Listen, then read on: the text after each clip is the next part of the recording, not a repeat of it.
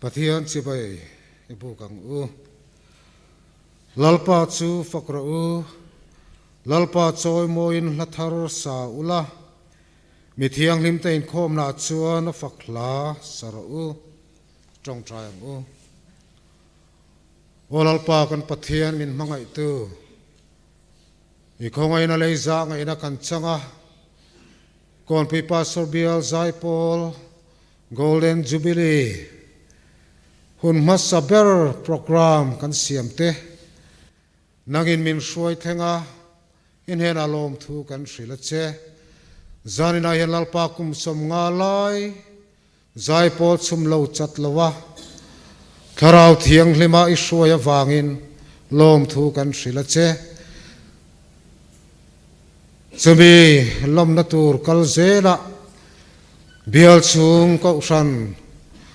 a Christian thalai Paul te Zaipawl in ti siak hun te ruatani a zaninai chu hun chu kan mangdon ani khongai takini tharau thiang hlemin min om puila kanin khoma nang lo cheng che chung chu kan lalpai so Krista mengin kan dila che amen. Organizing Secretary kan so manga kan program te kanin khom te min siat ti turin lo so mang u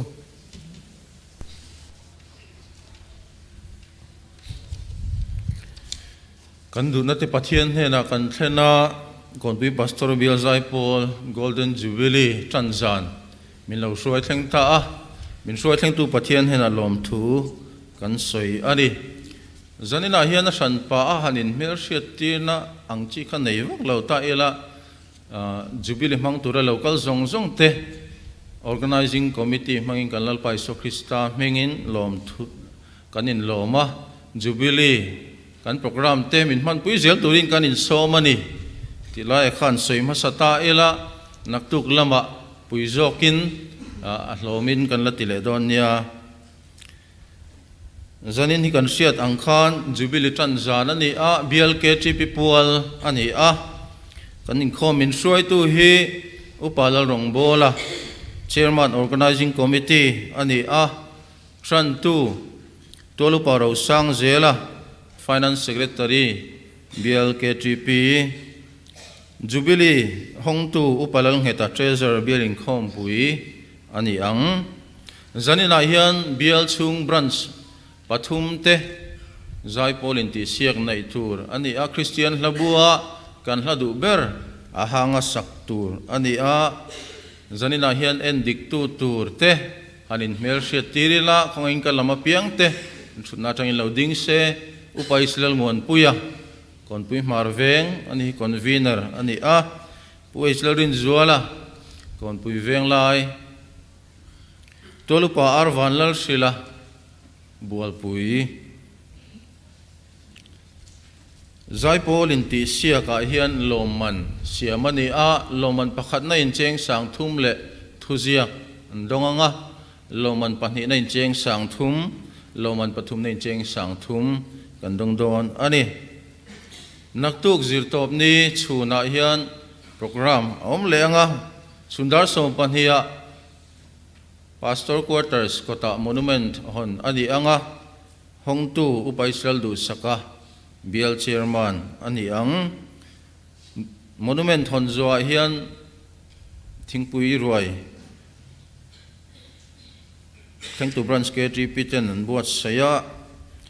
Jubilee in khom hi chanudar khatatan tur ani a in khom shuai tu pastor zosang lian fanai Bial tu pastor tran tu PVL lilicham Delhi Zarkot Aizol reports secretary organizing committee nena tangin reports awmanga thusil tu hi upar thangchuai lawa Kawnpui marveng ani donani naktuk chanhuai hian Kawnpui Pastor Bial Zaipawl Golden Jubilee souvenir release ani anga souvenir hi voin tlaya khan inkhom kalma shat khan alo thleng thachia lahong lova naktuka hian copy za siam tirani a adu tu te chuan naktuka chanhuin khom bana reception venglai kausan reception office akhan leitur ani donani aman hi cheng zan hi ani ang Jubilee souvenir release tu hi Reverend C chong liana do pui veng thar ani anga Zaipawl pahni a omanga Bial Zaipawl member adin tir kumsang khajakwa somsari le paruk atanga kuminsang ni somni le paruk thenga member lo ni to zong zong te Zaipawl pui nei turani a hallelujah chorus saktur ani ang tin Kawnpui pastor Bial Zaipawl sang ni somni pali atanga sang ni somni paruk tam te zaidon bok ani chibai buk na hi pathum a omanga Zaipawl convener lo ni to te atangin ani dona upa Israel baisia Kawnpui chimveng anin hena atangin chibai buk na ngai tha anga pueden thara marveng le puwan lal siata leader Kawnpui pastor Bial KTP tenen atangin ngai tha dona ni naktuk chanu inkhom bana tlaidar thuma Jubilee ruai kiltur ani ang naktuk zana hian fellowship om lenga Bial Zaipawl member luite Pual ani anga amun hi Kawnpui marveng kausan hall ni anga tan hundar sari soitu pala longbola chairman organizing committee ni anga thusoi adu apiang tan minute nga ai relo soiturani donani tin Kawnpui pastor Bial Zaipawl golden jubilee Pualin Bial Zaipawl sangni somni pali atanga somni paruk tam ten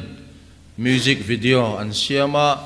chu naktuk zana hian release tour ani anga release tu hi upalian zuala Kawnpui veng nai ani ang amuna hian big screen in and how tour ani donani naktuk zana hian zanina kaninti siak na loman sem ani anga sem tu upa Israel mon puya ani donani special item sang sang aum donani zanin kanin khom tran tu tolu paro sang zela finance secretary Bial KTP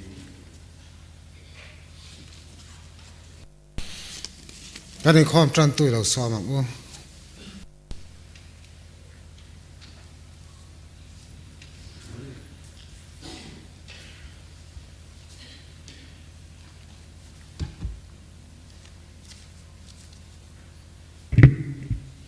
Pathian thu ilongai thang u sam sompua pangana chang khatachanga chang thum fakna hla o local ro u lalpa choi moin lim takin izayang u kanin sandam na lungpui choi moin lim takin yawang u lom thu soin amai kalang u khai fakna hla sa ama choi moin lim takin o ichuang lalpa chu pathian ro pui tak ani si a athu kan siate lalpan malmi som sak ro se lo trong trai u olal pa kan pathia min mangai tu iom puina te ikai hruaina te an sang zela izan ina hena kan lo thlen le an hriat thin angin Kawnpui pastor Bial Zaipawl te golden jubilee kum somnga tin champa phak zan ina Lawmna hun masaber mai borok nom le zalen tak nuaya min siam saka wang hian hun thamin pe ka wang hian kan lom em a lom thu kan hrit cheni tin lalpa Kawnpui pastor Bial Zaipawl te kum somnga lai mai zaya irong bol the hunrem cha min siap saka wang po hian kan lom em a lom thu kan hrit bok cheni olal pa zan ina kan hun man te hi a thlon mai in min man liam ti lo la irong bol na hi a hlut zia min hriat chhuah tir tu lo ni sela irong kan bol na konga te kan pum khatna le kan ti chak ton na man ruatan mal min som sak la kan du ani zanina kan hun man tur te le naktuk lama te chuna te zana te pok an lamang chhole dona chunga te po chuan chanvo nei tu le kan ti tu sang sang te thataka kan ti hlot thin thane turin ikuta kan in kol ti re chung chu fapai su kri sa hmin kan di la che amen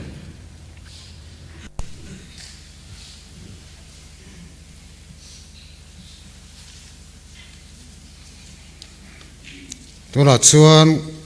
kan golden jubilee hong turin upalal ngeta Bial treasure Bial Kawnpui sumbong tu an somanga ani hian remchang ati angin ran mangselangin thange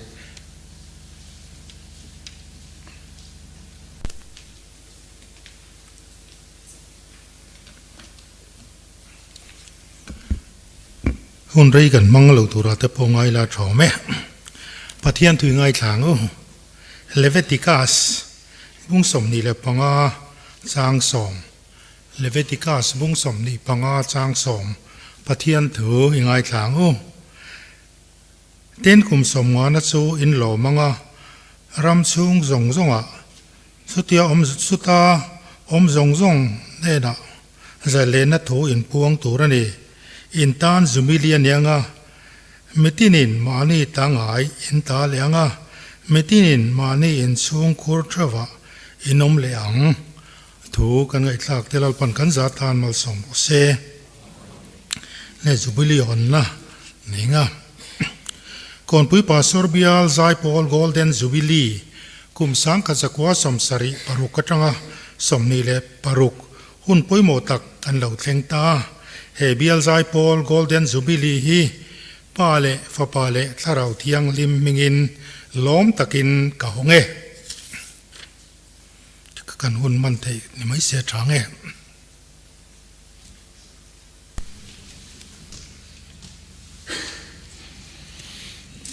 alo mome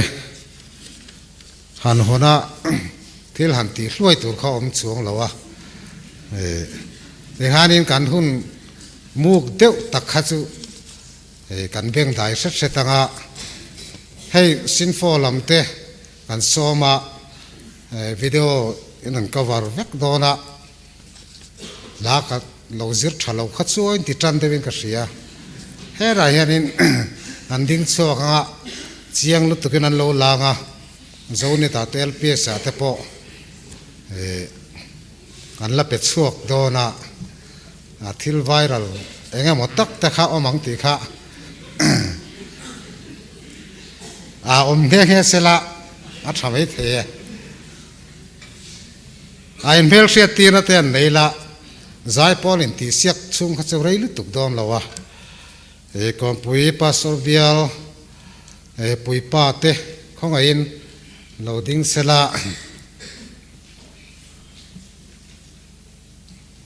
lom ome kan Bial pui pa te pali line lo tel thaya pro pastor loading ve box sela lom ome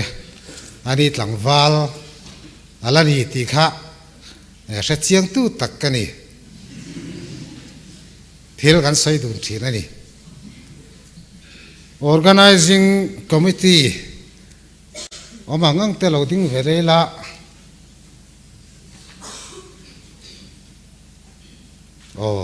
kan kim lo deu khala ma khanan ding boka lom ome a thleng tu ko san upa te khongai loading vele sela la ding lo zong lom om hle mai ron troi om tha hle mai ya ti chuan zani na hena big takin an tam lo boka sa zakwa som sari paruka Bial Zaipawl ding masaber amembar pulal chuang liana missionary akala pension to ania to churon tel hlak maya khongai loading sela lom ome Kawnpui veng lai ko san atanga missionary chuak ania ko than ben de dur dur ta pot cha ko ma maro chu rem chia si lawa conductor te zinga mi pu siral som liana ding vele sela alom ome asang hlui de chin hawa kha kan han tianga convener lo ni to te tun trama mi thenga convener ni te lo ni to te kha in ding vele tiang no so lama te pason dinge alom ome Bial Zaipawl member lo ni to le tuna la ni mek te ding vele tiang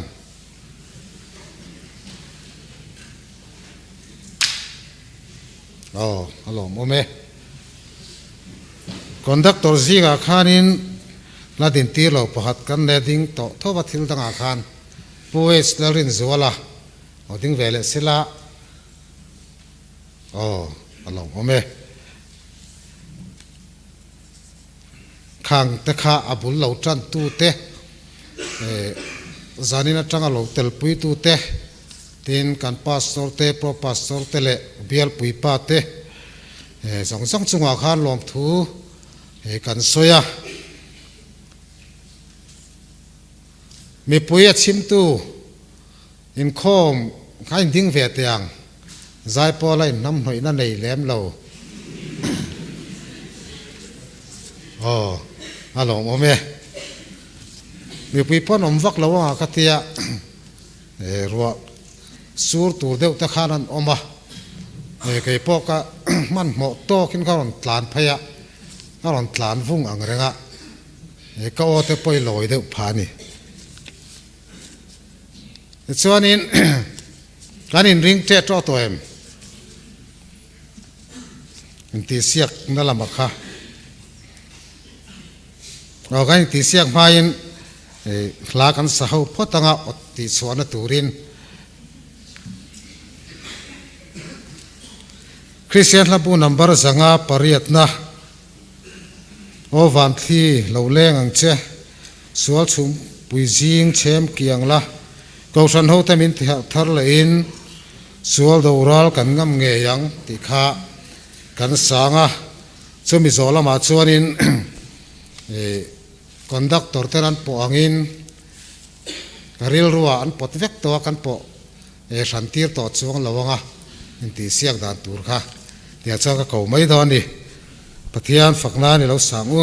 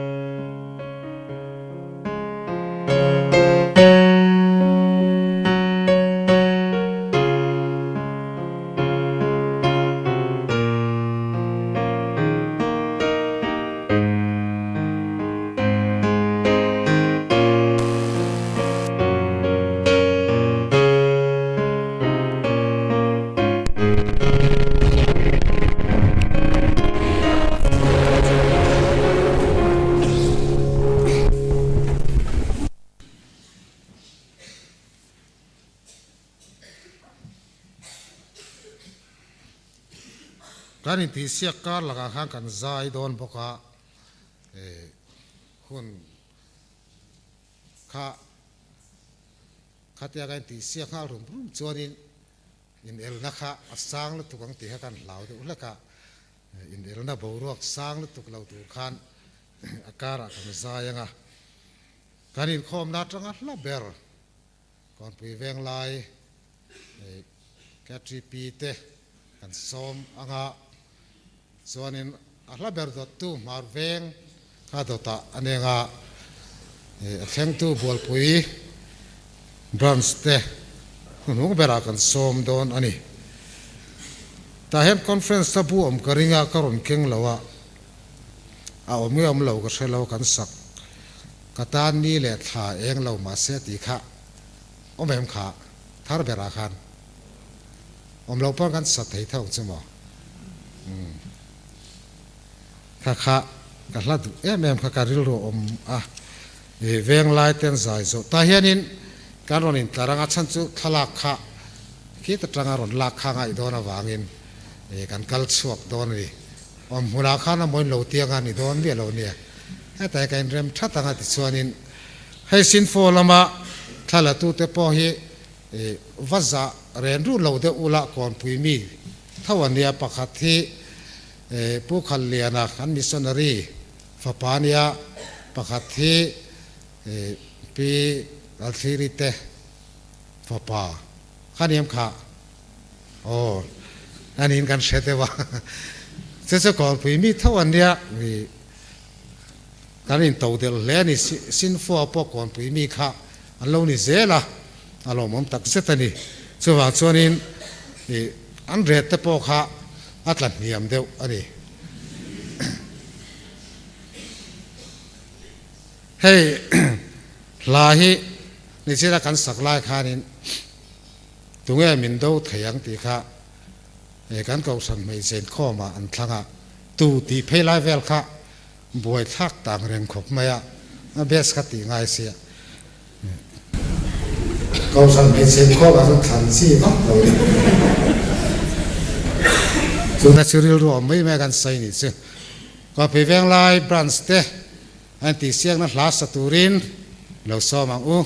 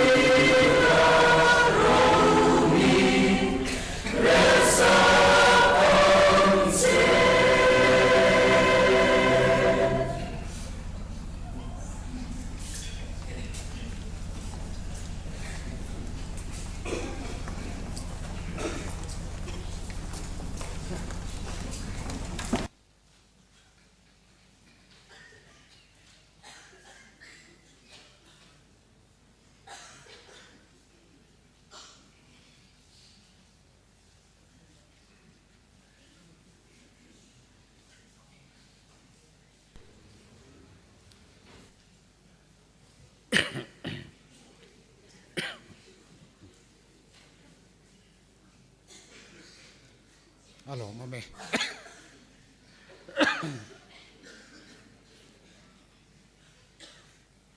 khan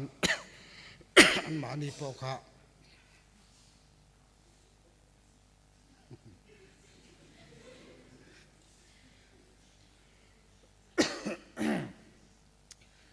an lim khop maya kha inti siak na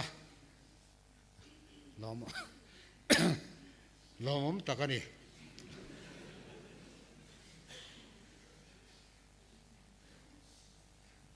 kan lat thana kha kan sathai donem chuchungin kan samai nga nakena kan sakle tura kha chuding kan save thunga kan sakzo hianin marveng branch halloween ruam man vele selangin athange Thank you.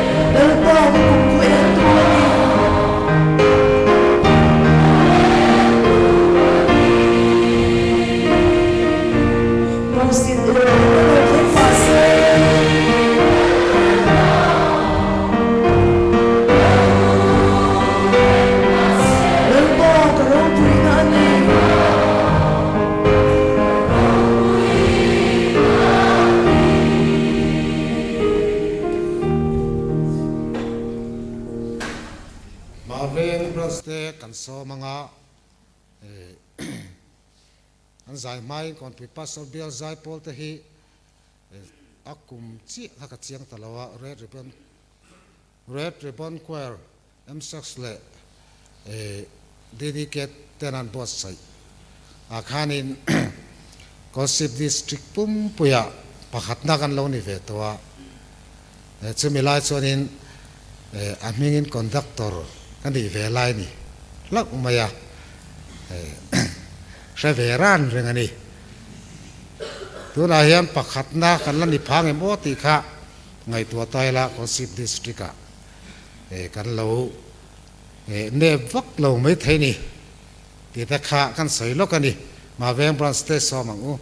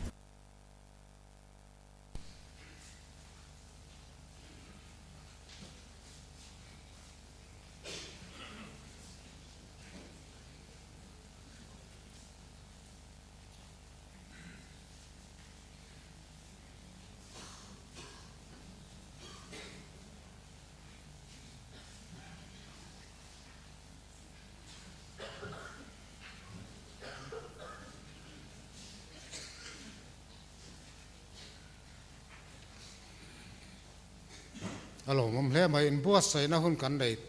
tlem tlanga hai branch trend khat phei chu mit thi neu nei de zaya la zir na hun ten dei lem lawa khanga kha chon chang khat thla lik ta koron thlang ula a thatu rania kan tile huna chonin centenary a chonin hunin nei tlem viau chon chang khal hla lekin ron ti to don lia somga kal le huna kan la than kha a kan la than lo po kha kan zai niam de ulek katia thalai chu sang ve vo zai turani kan bes thei mang leine a bes sak thei lo de uzel kha kan sa tlang puin hallelujah chorus kan sak thin lai chonin di kin kan sa de tlang puin ni tuna so si ki pon kan sap phamang lo tat maya chulai chu tan lak ngai ka se kan zai in vor tu ra khain vor tok lo de thin a chu akki kha klemin sang sel o ti ha ka lo du thu sama chulai chu kan sai loka tun matra kan sak thin kan sak tui thin o ka dam chung ni te hai lo te na liam zela ti kha kan sanga ding chung kan save thunga conference ta pu khan a omem kha a thar bera khan om chuanin lo sangha lang ule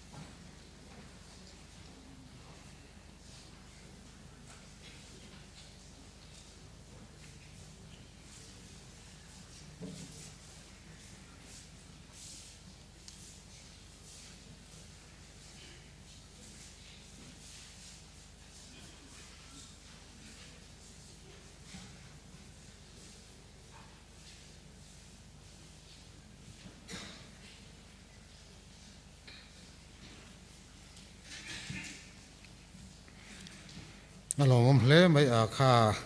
thiam ane kan re thup mai ti siang na thatak hun thatak kan han mang thaya karil ruwa kan rom han tir khanin Kawnpui pastor Bial Lawni to huam chum zong zong khalo tila ti te kan ngai tu ana oma lo man te po thade uzok te po lo rom manila ahu phurom ve boka han rom manakha lo tila chu kan ti thei thawanga ti te ngai tu ana omani a han din tir ve sim ka duwa MDTC ya training mek te zanina hianin Zaipawl ak te pon telin kan shedewa khongain loading ve teang nulaten ni hlom em ni hlom bo veng lai lom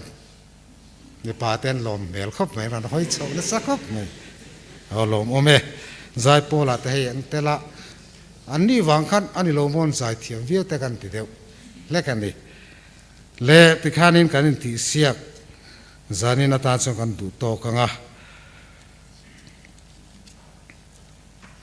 la than tur thei ka nga thina conference la bu mi ni chi alo tu lai kan saklar ten than ka chak deu ma ro chu kanu pa te hoin an thiam ve ka ring lo dewa ka thang lo mai nga zanga som pathum na kan jin kong kho hara khor taka hian harasat na tok mai la lalpa nen chuan van rama chang thin ami tamin veng reng thin ti kan sanga kan pro pastorin ma somna soin kai khom min tin selangin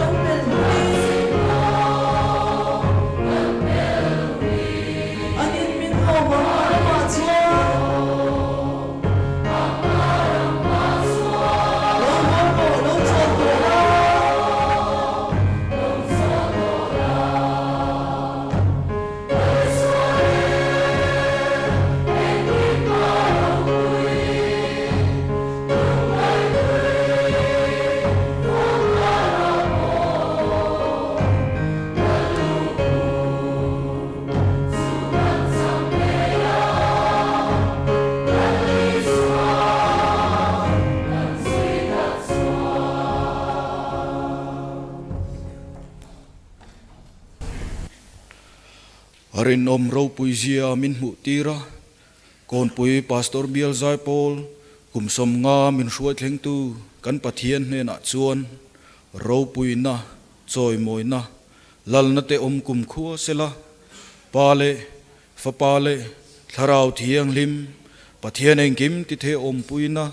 akai hruai na a chen chil na duom tak te chu in zan he na tuna le chatuanin lo reng ro se amen.